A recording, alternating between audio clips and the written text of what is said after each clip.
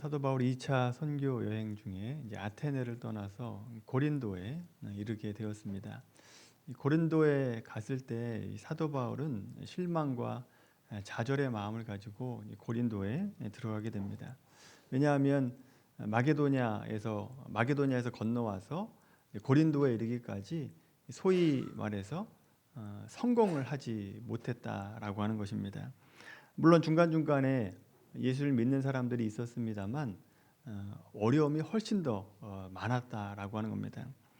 마게도냐 첫성 빌립보에서는 귀신 들린 여종에게서 귀신을 쫓아내는 일을 하면서 그 여종의 주인으로부터 고소를 당하고 매맞고 투옥을 당하게 되죠.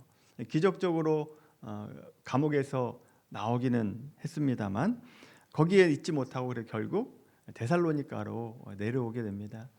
데살로니가에서도 복음을 전하고 있다가 유대인들이 시기를 하게 되죠. 마음으로만 시기한 게 아니라 불량배들을 동원해 가지고 바울을 방해하게 됩니다. 그래서 결국 데살로니가에서도 황급히 나오게 되고 그리고 이제 베레아로 들어가게 되죠. 베레아에서도 열심히 복음을 전했습니다. 그런데 데살로니가 유대인들이 베레아까지 원정을 와가지고 방해를 하면서 결국 베레아에서도 쫓겨와가지고 결국은 아테네에 들어가게 되죠. 아테네에서도 복음을 전했습니다. 자기의 사상과 철학을 가지고 그 아테네 사람들의 사상과 철학을 대적하려고 복음을 전했습니다만 그 일에 있어서 실패를 하게 되죠. 사도행전 17장 32절 말씀 보시면 사도 바울이 비웃음을 사게 됩니다. 아테네 선교 결과가 사도행전 17장 34절에 나옵니다. 이 말씀 보시면 몇 사람이 믿었습니다. 한 영혼이 천하보다 귀하다라고 하는 것은 두말 없이 사실입니다만 바울의 노력에 비해서 너무나 초라한 결과를 남겼고 전체적인 분위기가 승리롭지 못하고 형통하지 않았다라고 하는 것이 사실이다라고 하는 겁니다. 그렇게 눈에 띌 만한 결론을 얻지 못하고 지금 고린도에 들어오게 됐다라고 하는 것입니다. 여러분, 이 고린도라고 하는 도시도 그런데 만만치가 않은 도시입니다. 고린도는 아테네에서 조금 더 남쪽으로 내려와 있는 곳인데 육로로 아주 가느다란 육로로 연결되어 있어서 섬은 아닌데 마치 섬과 비슷한 곳이 고린도였습니다. 그러다 보니까 이 고린도는 한쪽 면만 항구가 아니라 양쪽이 다 항구 도시였습니다. 동쪽으로는 로마, 이탈리아 쪽으로 연결이 되어 있고 서쪽으로는 소아시아, 에베소 쪽으로 연결되어 있어서 천혜의 항구 도시였다라고 하는 것이죠. 그러나 여러분 어디서나 그렇듯이 이 항구 도시는요 부와 사치가 극에 달하게 되고 쾌락과 범죄가 만연한 곳이 됩니다. 그래서 여러분 종합적으로 생각을 해보면 사도 바울 개인적으로는 그의 사역에 있어서 지치고 낙심하고 절망 가운데 고린도에 들어갔고 이 고린도라고 한 도시 상황적으로 보면 죄가 관영했던 곳, 타락했던 곳 그곳에 사도 바울이 들어가게 됐다라고 하는 것이죠. 여러분 이런 상태에서 바울이 어떤 생각을 했겠습니까? 어떤 마음을 가지고 고린도에 들어갔을까요? 여러분 2차 전도 여행 조금만 뒤로 돌아가서 생각을 해보시면 사도 바울이 계획한 것과 달리 하나님께서 강권적으로 역사하셔서 인도하심으로 지금 마게도냐 땅에 들어오고 지금 고린도까지 오게 된 겁니다. 여러분 말이 전도 여행이지 사실 이게 무슨 여행입니까? 위험을 무릅쓰고 복음을 전하고 있는 거죠. 여러분 이런 여행은요, 이런 여정은 잠잘 곳이 정해지고 누가 먹을 것을 이렇게 공개해주고 또 쉴 곳이 정해져 있어도 힘듭니다. 힘든 여정이에요. 그런데 바울은 가는 곳마다 반대하는 자들이었고 또 난관과 고통과 박해를 당하게 됐다라고 하는 거죠. 전도하는 일도 어려운데 여러분 사도 바울은 전도만 한 게 아니라 자기가 먹고 사는 일을 위해서 장막을 만드는 일, 텐트를 만드는 일까지 하면서 복음을 전하게 됐다라고 하는 거죠. 여러분 이럴 때 여러분이 이런 상황이라면 하나님께 뭐라고 부르짖겠습니까? 하나님께 뭐라고 기도하시겠습니까? 사실 이런 일은 오늘날에도 이런 일이 얼마든지 있습니다. 제가 신학교 다닐 때 그런 분들이 꽤 많이 있었는데, 제가 신학교 다닐 때 입학할 때가 27살이었던 것 같아요. 근데 당시에 40세가 넘었던 동기생들이 상당히 많았습니다. 지금으로 하면 지금 60대 중반, 이제 조금 있으면 은퇴를 앞두고 있죠. 그러고 들어보면 직장 생활을 잘 하다가 직장 생활을 정리하고 신대원에 들어오게 된 겁니다. 아시다시피 40대가 되면 아이들도 한참 양육해야 될 때고 돈이 들어갈 때가 많고 또 부모님도 공개해야 되기 때문에 물질이 굉장히 필요할 때입니다. 그런데 그 모든 것을 내려놓고 신학교에 들어오게 됐다라고 하는 거죠. 그렇게 하나님의 인도하심에 순종해서 신대원에 들어왔으면 하나님께서 먹고 사는 문제를 책임져 주시고 또 그 목회 현장도 하나님께서 책임져서 강권적으로 역사하시는 그 은혜가 있어야 되지 않겠습니까? 그런 걸 있어야 되는 것이 마땅하다라고 우리가 생각을 하게 되죠. 그런데 실상은 전혀 그렇지가 않습니다. 가까이 가족으로부터 가족의 생계를 팽개치고 신대원에 들어갔다라고 하는 것 때문에 가족들로부터 핍박을 당하게 됩니다. 또 자기 곁에서 위로하고 격려해 줘야 될 그런 가까운 사람들로부터 핍박과 무시와 멸시를 당하게 된다라고 하는 거죠. 늦은 나이에 사역하는데도 불구하고 목회 현장 가운데 존중을 받지 못합니다. 어려움을 당하는 분들이 많다라고 하는 거죠. 여러분, 목회자뿐만 아니라 성도들도 이런 일이 얼마든지 있습니다. 예수님을 믿기로 결심하고 하나님의 백성이 되기로 다짐하고 신앙생활을 열심히 하려고 다짐을 하고 교회에 나오는 분들이 있죠. 근데 가족들로부터 미친 사람 취급을 당하고 또 직장 생활할 때에는 상사로부터 무시와 멸시를 당하고 냉대를 당합니다. 예기치 않은 불행을 당하게 되고 갑자기 몸이 아프고 사고를 당하고 이런 일들이 얼마나 많이 있냐라고 하는 거죠. 그러면 우리는 하나님께 뭐라고 부르짖습니까? 뭐라고 하나님 앞에 부르짖을까요? 하나님, 어쩌라는 겁니까? 지금 이 주의 길을 가라는 얘기입니까? 말라는 얘기입니까? 그냥 세상으로 돌아갈까요? 이렇게 하나님 앞에 원망하고 불평하는 게 보통의 모습 아니겠습니까?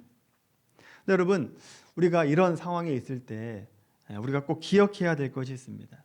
우리가 생각하는 것보다 하나님의 생각은 언제나 더 높고 크다라고 하는 사실입니다. 하나님의 어리석음이 우리의 지혜보다 낫다라고 하는 생각, 그런 믿음을 가지고 있어야 되는 것이죠. 오늘 본문이 그것을 제시하고 있습니다. 여러분, 바울이 고린도에 들어갈 때 혼자 들어갑니다. 혼자 들어가요. 누가는 빌립보에 있었습니다. 17장 1절의 말씀 보시면 우리가 그들로 바뀌는 것을 보게 됩니다. 그러니까 누가는 빠지게 됐다라고 하는 거죠. 그리고 디모데는 데살로니가에 머물러 있습니다. 바울과 실라를 베레아로 보냈다라고 17장 10절에 나오고 있죠. 그리고 실라는 17장 14절의 말씀을 보시면 베레아에 남게 됩니다. 그리고 바울은 홀로 아덴에 걸쳐서 고린도에 이르게 되었다라고 하는 거죠. 근데 여러분, 하나님께서 이 바울을요 홀로 내버려 두지 않습니다. 누구를 만납니까? 브리스길라와 아굴라 부부를 만나게 되죠. 이 아굴라 부부는요, 이 본도라고 하는 곳에서 태어난 유대인입니다. 이 본도가 어딘지 여러분 지도를 한번 그려보십시오. 어디입니까?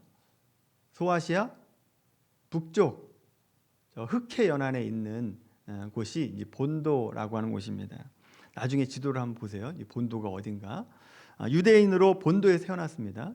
그런데 태어나기는 본도에 태어나서 살기는 로마에서 살았습니다. 그런데 추방령에 의해서 모든 생계를 다 내려놓고, 추방당할 때 뭐 시간을 주고 추방당하는 게 아니잖아요. 추방당하면 그 즉시로 나가야 되는 겁니다. 모든 생계와 나머지 자기 재산들을 급한 것만 챙겨가지고 급하게 도망 나오게 됐다라고 하는 거죠. 그리고 고린도에 와서 장만 만드는 일, 그 일을 하고 있었다라고 하는 거죠. 왜 이들이 고린도에 왔는가 상식적으로 생각해 보면 여러분 먹고 살려면 도시로 가야 됩니까? 시골로 가야 됩니까? 도시로 가야죠. 그래야 먹고 살 게 있습니다. 그래서 이 아굴라 부부가 도시였던 그때 무역이 왕성하게 있었던 고린도로 오게 되는 거죠. 자, 바울과 이 아굴라 부부를 잘 생각해 보십시오. 이 둘은 모두 쫓겨난 경험이 있습니다. 그리고 큰 실패와 낙심하는 마음을 가지고 있다가 이 둘이 만나게 됐다라고 하는 거죠. 근데 바울 입장에서 한번 생각을 해보시면 바울 입장에서는 누구를 만나면 좋으냐? 영향력이 있고 또 성공한 사람을 만나야 자기 사역에 있어서 좀 더 편하고 더 많이 복음을 전하게 됩니다. 그런데 그렇지 못한 사람을 바울이 만나게 됐죠. 근데 여러분 이 장차 이 브리스길라와 아굴라 부부가 얼마나 큰 일을 하느냐? 고린도전서 16장 19절 말씀을 한번 보겠습니다. 어떤 일을 하는가를 한번 보겠습니다. 이 아굴라 부부가 고린도전서 16장 19절 말씀입니다. 신약성경 284페이지입니다. 284페이지 고린도전서 16장 19절 말씀 같이 읽겠습니다. 시작. 아시아의 교회들이 너희에게 문안하고 아굴라와 브리스가와 그 집에 있는 교회가 주 안에서 너희에게 간절히 문안하고. 아멘. 고린도전서는 어디서 쓰는 것이냐 하면 에베소라고 하는 곳에서 고린도에 편지를 보내고 있는 겁니다. 그래서 아굴라와 브리스가와 그 집에 있는 교회가 너희에게 문안한다 라고 하는 것은 무슨 뜻이냐? 아굴라 부부 이 가정이 에베소 교회였다라고 하는 것을 말하고 있는 거죠. 그래서 이 부부 집에서 에베소 교회가 시작이 됐다라고 하는 겁니다. 바울의 사역에 큰 동역자 역할을 하게 되는 거죠. 이어서 아굴라 부부를 통해서 어떤 일이 일어나는가? 사도행전 18장으로 다시 한번 돌아와 보십시오. 사도행전 18장 24절에서 26절까지 말씀입니다. 24절에서 26절. 자, 이때는요 바울이 예루살렘으로 돌아간 때입니다. 그러니까 바울은 없고 브리스길라와 아굴라만 있었던 때를 말하고 있어요. 같이 읽겠습니다. 시작. 알렉산드리아에서 난 아볼로라 하는 유대인이 에베소에 이르니 이 사람은 언변이 좋고 성경에 능통한 자라. 그가 일찍이 주의 도를 배워 열심으로 예수에 관한 것을 자세히 말하며 가르치나 요한의 세례만 알 따름이라. 그가 회당에서 담대히 말하기 시작하거늘 브리스길라와 아굴라가 듣고 데려다가 하나님의 도를 더 정확하게 풀어 이르더라. 아멘. 이 아볼로를 누가 예수님을 소개하고 예수님의 제자가 되게 하는 거예요? 브리스길라와 아굴라가 하고 있다라고 하는 거죠. 이렇게 브리스길라와 아굴라를 통해서 예수님을 믿게 된 이 아볼로는요, 앞으로 이 바울 사역에서 정말 없어서는 안 되는 귀한 동역자 역할을 하게 됩니다. 우리가 살아가면서 정말 고마울 때가 내가 힘들 때 도와준 사람, 그 사람이 정말 고맙죠. 근데 또 고마운 사람이 있습니다. 정말 나에게 필요한 사람을 소개시켜준 사람, 그 사람이 정말 고맙습니다. 지금 아굴라 부부가 바울에게 꼭 필요한 동역자를 만나게 하는 교두보 역할을 하고 있다라고 하는 겁니다. 그래서 로마서 16장 3절과 4절까지 말씀 보시면 이 아굴라 부부를 어떻게 대접하는지가 나옵니다. 로마서 16장 한번 보겠습니다. 신약성경 261페이지입니다. 261페이지 로마서 16장 3절 4절 말씀입니다. 아굴라 부부를 어떻게 대접하는지 한번 보십시오. 읽습니다. 시작. 너희는 그리스도 예수 안에서 나의 동역자들인 브리스길라와 아굴라에게 문안하라. 그들은 내 목숨을 위하여 자기의 목까지도 내놓았나니 나뿐 아니라 이방인의 모든 교회도 그들에게 감사하느니라. 아멘. 이 아굴라 부부가요, 이 바울 사역만 도운 게 아니라 당시 모든 교회에 영향을 끼쳤다는 겁니다. 그래서 모든 교회가 감사해야 되는 자리까지 가게 됐다라고 하는 것이죠. 그러니 이 바울 사역이 얼마나 큰 도움이 됐겠습니까? 그런데 만약에 바울이 하나님의 인도하심에 순종하지 않고 자기 계획대로 아시아에만 머물러 있었다라고 한다면 이 아굴라 부부도 못 만나고 아볼로 역시 못 만나게 될 뻔했다라고 하는 거죠. 하나님의 인도하심에 순종했더니 이런 만남의 복을 허락해 주셨다라고 하는 것을 보게 되는 거죠. 여러분, 우리 인생도 내 계획과 내 뜻과 내 생각대로 갔다라면 얻지 못했을 은혜와 복들을 하나님의 인도하심에 순종했기 때문에 만남의 복도 누리게 되고 또 사역의 감격과 기쁨을 누리게 될 수 있었다라고 하는 것을 여러분 아십니까? 우리가 예수님 믿을 때 그 자체도 사실은 그렇습니다. 여러분 중에 처음부터 예수님 믿기로 목적하고 예수님 믿은 사람이 어디 있습니까? 그런 사람은 없습니다. 여러분이 언제 예수를 믿게 되었는지 한번 보십시오.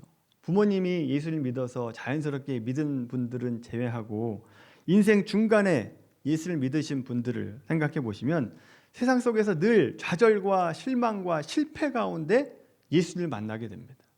실패를 통해서 예수님을 소개받고 예수님께 오는 것이 보통의 모습이다라고 하는 거죠.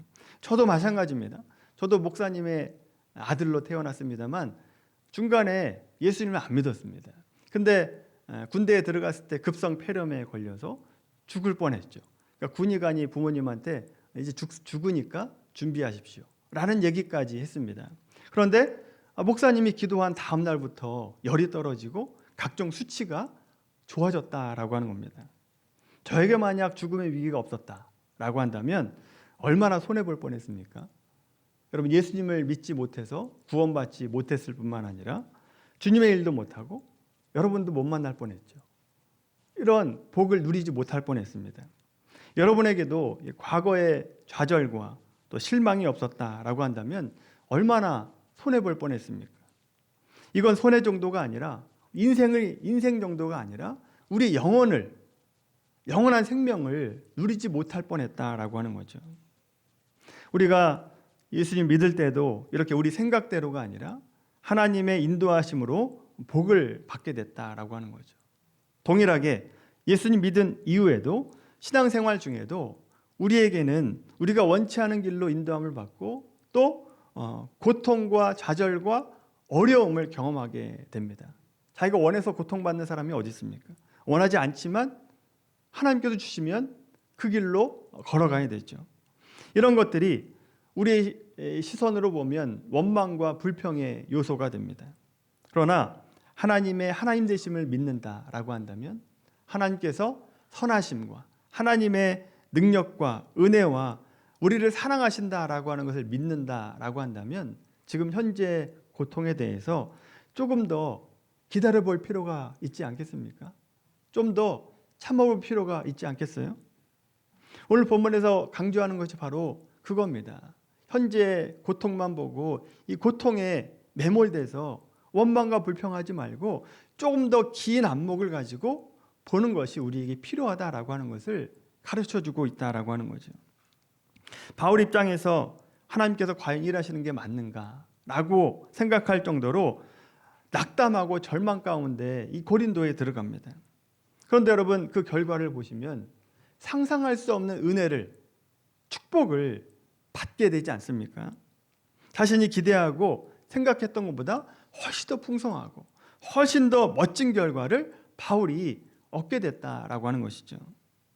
따라서 우리 오늘 본문을 통해서 우리가 깨달아야 되고 배워야 될 것은요, 하나님의 일하심의 방법입니다. 하나님이 어떻게 일하시는가? 하나님의 지혜와 하나님의 영광을 드러나는 일, 그 일은 우리의 생각보다 깊다, 높다라고 하는 것이죠. 이사야 55장 8절의 말씀 보시면 이렇게 얘기합니다. 이는 내 생각이 너희 생각과 다르고 내 길은 너희 길과 다름이니라. 여호와의 말씀이니라. 그렇게 말하고 있지 않습니까? 하나님의 생각과 우리의 생각은 다릅니다. 너무나 달라요. 하나님의 생각과 우리 생각이 다르다라고 하는 것을 극적으로 보여주는 게 뭐냐? 십자가입니다. 예수 그리스도의 십자가. 당시 예수님이 십자가에 못 박혀 죽는다라고 하는 것은 유대인에게는 거리끼는 것이고 이방인에게는 미련한 것이다 라고 말씀하고 있지 않습니까? 쉽게 말하면 저주받아 십자가에 죽으면 끝입니다. 아무것도 아니다. 아무것도 아니다라고 생각을 했던 때입니다. 그런데 하나님의 생각과 계획은 우리의 생각과 다르죠. 모든 사람이 저주받고 죽었다. 죽으면 아무것도 없다. 끝이다. 라고 생각을 했지만 하나님은요, 예수님 십자가의 죽으심으로 뭘 만들어냈습니까? 생명을 만들어내요. 부활을 만들어냈다고요. 인간이 생각할 수 없는 생명을 십자가의 죽음에서 만들어내셨다라고 하는 거죠. 얼마나 다릅니까? 이거 어떻게 이걸 생각합니까? 여러분, 우리의 생각과 하나님의 생각은 다르다라고 한 이해와 믿음을 갖게 되길 바랍니다. 이런 믿음이 없는 분들에게 제가 희망을 좀 드리겠습니다. 여러분, 사도 바울도요, 지금 고린도에 들어갈 때 이런 관점을 가지고 있지 않았다라고 하는 것을 성경이 우리에게 말씀하고 있어요. 하나님의 이 일하심에 대한 이해가 고린도에 들어갈 당시에는 없었던 것처럼 보입니다. 시간이 흘러서 이제 고린도에 보내는 편지를 쓰게 될 때, 에베소에서 고린도에게 고린도 교회에 편지를 쓸 때쯤에나 생각을 하게 된 거죠. 아, 내가 고린도에 들어갔을 때 정말 실망과 좌절로 들어갔지만 성경적인 시각에서 보니까 그게 결코 실패한 것이 아니구나 라고 하는 것을 사도 바울이 깨닫게 되었다라고 하는 것이죠. 고린도전서 9장 한번 보겠습니다. 고린도전서 9장 말씀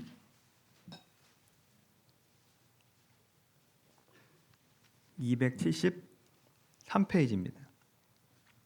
고린도전서 9장 19절부터 22절까지 말씀 같이 읽겠습니다. 시작. 내가 모든 사람에게서 자유로우나 스스로 모든 사람에게 종이 된 것은 더 많은 사람을 얻고자 함이라. 유대인들에게 내가 유대인과 같이 된 것은 유대인들을 얻고자 함이요, 율법 아래 있는 자들에게는 내가 율법 아래 있지 아니하나 율법 아래 있는 자 같이 된 것은 율법 아래 있는 자들을 얻고자 하며, 율법 없는 자에게는 내가 하나님께는 율법 없는 자가 아니요 도리어 그리스도의 율법 아래 있는 자이나 율법 없는 자 같이 된 것은 율법 없는 자들을 얻고자 함이라. 약한 자들에게 내가 약한 자와 같이 된 것은 약한 자들을 얻고자 함이요, 내가 여러 사람에게 여러 모습이 된 것은 아무쪼록 몇 사람이라도 구원하고자 함이니. 아멘. 이 말씀을 잘 이해를 하셔야 되는데, 바울이 약하게 되는 것에 대해서 두려움이 없었어요. 주눅들거나 좌절하지 않고 오히려 적극적으로 약해지겠다라고 얘기하고 있는 거예요. 이런 자세는 고린도에서는 없었던 자세입니다. 고린도에 들어갈 때는 없었던 자세입니다. 실망하고 좌절로 들어갔잖아요.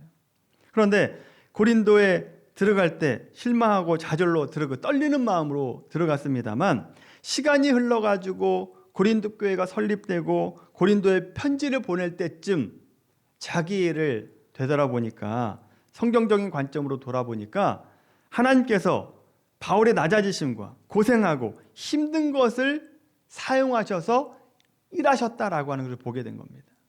내가 기대했던 것보다 훨씬 더 많은 일을 하나님께서 하게 하셨구나라고 하는 것을 보게 하셨다라고 하는 거죠. 그래서 하나님의 일하심에 대해서 이해를 하기 시작한 겁니다. 그래서 약해지는 것에 대해서 두려워하지 않습니다. 적극적으로 오히려 약해지겠다. 내가 적극적으로 가난한 방법으로 복음을 전하겠다라고 말씀하고 있는 거죠.